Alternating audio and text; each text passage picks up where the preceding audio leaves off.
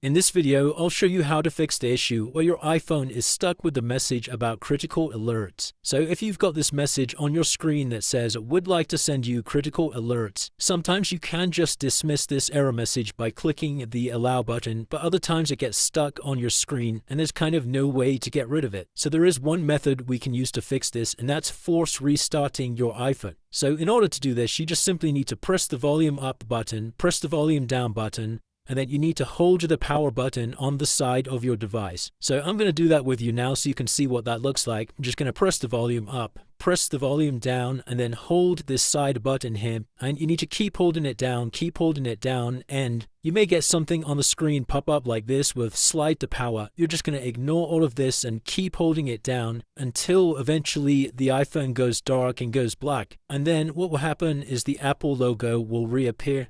And when you see this Apple logo, you can then release the power button like so, and that will have now fixed the critical alert error message. So that's it, guys. If you did find this video helpful, then let me know in the comments below, and I'll see you in the next one.